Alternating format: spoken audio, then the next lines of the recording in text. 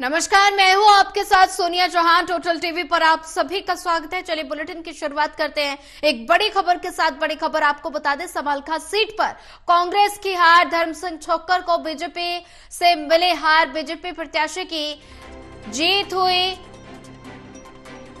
मनमोहन बडाना ने बड़ी जीत दर्ज की। धर्म सिंह छोक्कर का बयान भी सामने आया। 61,000 वोट देने पर वोटर्स का बहुत आभार, धर्म सिंह छोक्कर ने कहा। बड़ी जानकारी आपको दे रहे हैं, बीजेपी प्रत्याशी की जीत हुई है और ऐसे में समालखा सीट की अगर बात की जाए तो कांग्रेस की हार हुई है। धर्म सिंह छोक्कर को बीजेपी से मिली हार, बीजेपी प्रत्याशी की जीत हुई। मनमोहन बडाना ने बड़ी जीत दर्ज की। धर्म सिंह छोक्कर का बयान भी सामने आया और 61,000 वोट देने पर वोटर्स का बहुत आभार, धर्म सिंह छोक्कर ने कहा। समालखा सीट पर कांग्रेस की हार, धर्म सिंह छोक्कर को बीजेपी से मिली हार, बीजेपी प्रत्याशी की जीत हुई है। मनमोहन बडाना ने बड़ी जीत दर्ज की। और वहीं ज्यादा जानकारी साझा करने के लिए हमारे साथ देवेंद्र कथुरिया जी जुड़ चुके हैं। देवेंद्र जी, समालखा सीट पर कांग्रेस की हार हुई है और ऐसे में धर्म सिंह छोक्कर को बीजेपी से हार मिली है, क्या कुछ ज्यादा अपडेट? देखिए सोनिया, ये खबर इस मायने में अहम है क्योंकि धर्म सिंह छोक्कर को ईडी तलाश कर रही है। 3 दिन पहले ईडी ने धर्म सिंह, चूंकि रिजल्ट आ चुके थे जी, चुनाव होने से मतदान से 2 दिन पहले एक खबर ये आई थी कि हाई कोर्ट ने हरियाणा पुलिस को कहा है कि धर्म सिंह छोक्कर को हाई कोर्ट के अपने आप को सरेंडर करने के आदेश दिए हुए हैं हाई कोर्ट ने। अगर वो नहीं करते तो उनको गिरफ्तार किया जाए। लेकिन 2 दिन पहले ही मतदान से धर्म सिंह छोक्कर भी घबराए हुए थे। जैसे कैसे मतदान हो गया, उसके बाद जो रिजल्ट आए, धर्म सिंह छोक्कर 61,000 वोट लेकर सेकंड नंबर पर रहे हैं। लेकिन ईडी ने उनके खिलाफ केसेस दर्ज कर रखे हैं। उनके बेटे की और उनकी गुरुग्राम एक हाउसिंग प्रोजेक्ट है जिसमें 360 करोड़ रुपए नाजायज तरीके से इकट्ठा करने के आरोप है, फ्लैट देने के नाम पर। लेकिन उसकी जांच पड़ताल में शिकायत पर ये सामने आया कि बिल्डर का लाइसेंस लेने के लिए सरकार से जो परमिशन लेनी होती है उसके कागजात फर्जी थे।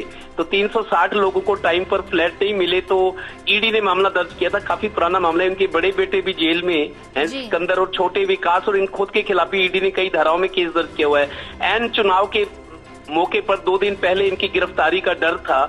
एक रैली हो रही थी जिसमें सचिन पायलट और भूपेंद्र हुड्डा आए थे समालखा में, लेकिन धर्म सिंह छोक्कर स्टेज पर लगातार फोन पर बने हुए थे। रैली की तरफ ध्यान कम था। उनको डर था कहीं ईडी अरेस्ट न कर ले। वो 2 दिन तो निकल गए, लेकिन अब हार गए हैं धर्म सिंह छोक्कर।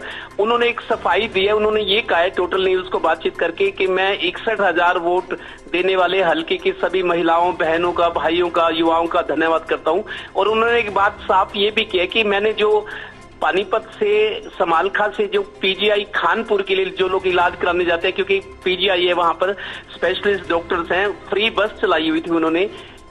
पानीपत से समालखा होते हुए पीजीआई फ्री सेवा थी।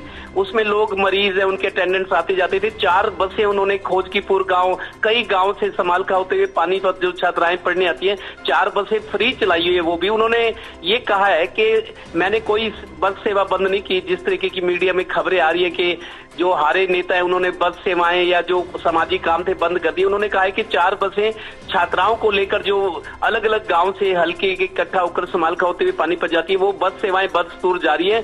और पीजीआई रोहतक के लिए जो स्पेशल बस लगाई गई है ताकि जो मरीज हैं या उनके अटेंडेंट हैं उनको आने जाने में दिक्कत ना हो। ये बस सेवा बहुत समय से चल रही है। उनका कहना है कि हार के बावजूद मेरी ये बस सेवाएं, समाज सेवा जारी रहेगी। हालांकि ईडी उनके पीछे है। तो उन्होंने टोटल न्यूज से बातचीत में ये बात कही है कि मैं आभार भी प्रकट करता हूँ अपने हल्के का। 61,000 वोट दिए उन्होंने मेरे, हालांकि मैं जीत नहीं सका, लेकिन सामाजिक कार्य जो मेरे चल रहे हैं वो बदस्तूर जारी रहेंगे। जी देवेंद्र कथुरिया जी, अगर बात की जाए तो धर्म सिंह छोक्कर को ईडी का डर सता रहा है और ऐसे में वो 61,000 वोट देने के लिए उन्होंने वोटर्स का आभार भी व्यक्त किया। अगर बात की जाए तो बीजेपी से धर्म सिंह छोक्कर को हार मिली है, लेकिन अब धर्म सिंह छोक्कर को ईडी का डर भी सता रहा है। बिल्कुल, देखिए दोनों में मुकाबला था, कांग्रेस बीजेपी में। मनमोहन भड़ाना जो बीजेपी के कैंडिडेट थे, वो फरीदाबाद से आए थे, 1-1.5 महीना पहले टिकट लेकर आगे मैदान में कूद गए। उनका विरोध भी हो रहा था कि बाहरी कैंडिडेट है, बाहरी कैंडिडेट को कैसे लोग वोट दें, उनको अगर जिताएंगे तो कैसे वो मौजूद रहेंगे, उपलब्ध रहेंगे। पहले लोगों को फरीदाबाद जाना पड़ेगा, उसके बाद चंडीगढ़ जाना पड़ेगा। तो कई तरह की चुनाव में जैसा होता है, इस तरह की बातें उठी थी कि बाहरी को क्यों टिकट दिया पार्टी ने। लेकिन एक अच्छी बात यह है कि समालखा में पहली बार कमल का फूल खिला है जी। मनमोहन भड़ाना जीते हैं। करतार भड़ाना जो हरियाणा के बड़े नेता, सहकारिता मंत्री रहे, कई बार विधायक रहे, कई चुनाव हारे, कई जीते। वो उन्होंने उत्तराखंड से भी पीछे एक चुनाव लड़ा था करतार भड़ाना ने, इनके पिता मनमोहन भड़ाना के। तो बड़े नेता रहे हैं, लेकिन अपने बेटे को उन्होंने टिकट दिलवाया, तो पहली बार कमल खिला है समालखा में। शायद बीजेपी की भी मंशा थी जो साधन संपन्न संसाधनों वाला हो, ऐसे व्यक्ति को टिकट दी जाए जो कमल खिला सके, और ऐसा हुआ भी है समालखा में। धर्म सिंह छोकर कांग्रेस के 2 बार विधायक रहे हैं, एक बार पहले चुने के थे, एक बार अभी थे, अब तो विपक्ष में थे। लेकिन ईडी के मामले के बाद वो लगातार परेशान चल रहे हैं। उनके दोनों बेटों के खिलाफ केस दर्ज है, बड़ा बेटा तो जेल में है, सिकंदर, और छोटा विकास है। तो अभी धर्म सिंह छोकर ने फोन करके मुझे बताया कि मैं सामाजिक काम जो मेरे थे, हल्के के लोग चिंता न करें, 4 बसें छात्राओं के लिए जो गर्ल्स पढ़ने जाती है पानीपत गांव से, समालखा से, और एक पीजीआई जो खानपुर बस है, वो बस सेवा जारी रहेगी। भले ही मैं चुनाव हार गया, लेकिन आभारी हूँ अपने हल्के का कि उन्होंने धर्म सिंह छोकर की मदद और सहयोग करने में कोई कसर नहीं छोड़ी। जी देवेंद्र कथुरिया जी बने रहिए हमारे साथ, आगे भी आपसे अपडेट लेते रहेंगे।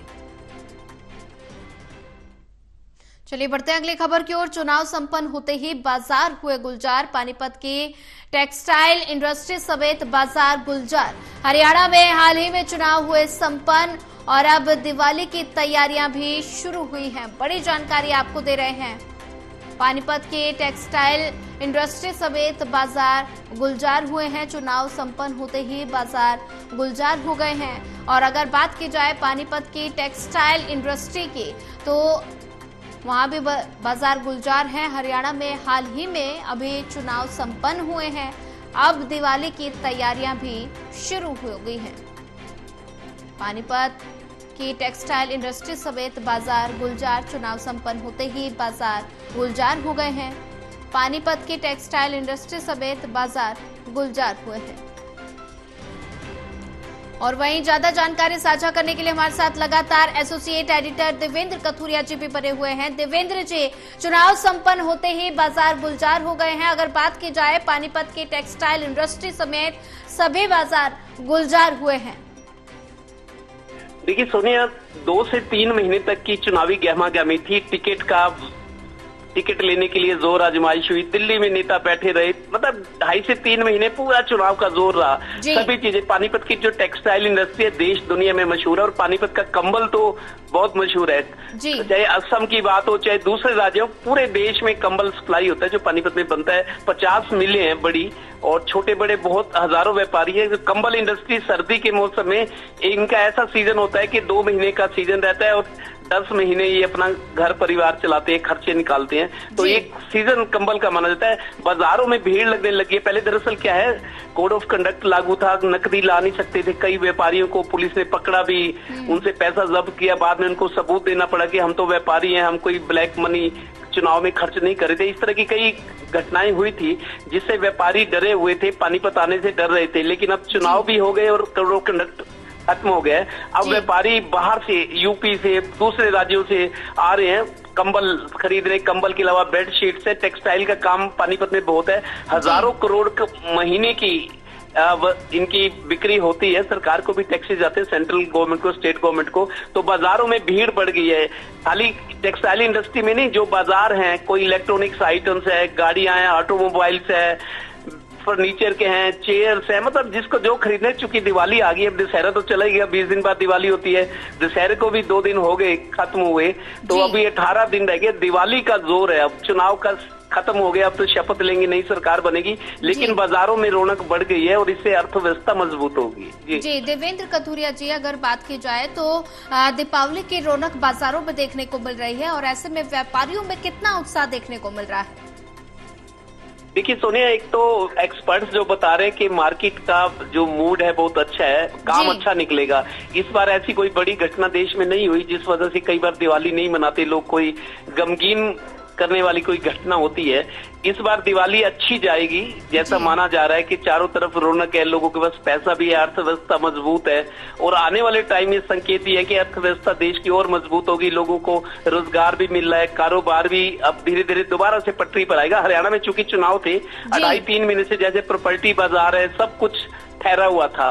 अब चुनाव खत्म होने के बाद, कोड ऑफ कंडक्ट खत्म होने के बाद अब बाजारों में रौनक आ गई है और सभी तरह ऑटोमोबाइल, देखिए जिसको गाड़ी खरीदनी है, बाइक खरीदनी है, साइकिल वाले की इच्छा होता है मेरे पास बाइक आए, बाइक वाला चाहता है मेरे पास कार आए, और घर का फर्नीचर है, पर्दे हैं, टेक्सटाइल के आइटम्स है, किसी को साइकिल लेना है, इलेक्ट्रॉनिक्स के आइटम है, बर्तन है, क्रोकरी है, हर जरूरत को पूरा करने के लिए बाजार सज गए अब और बाजार में रौनक बढ़ने लगी क्योंकि दिवाली में महज 18 दिन ही रह गए हैं। एक एक दिन कम होता जाएगा और ये रौनक बढ़ती जाएगी। जी देवेंद्र कथुरिया जी, ज्यादा जानकारी साझा करने के लिए आप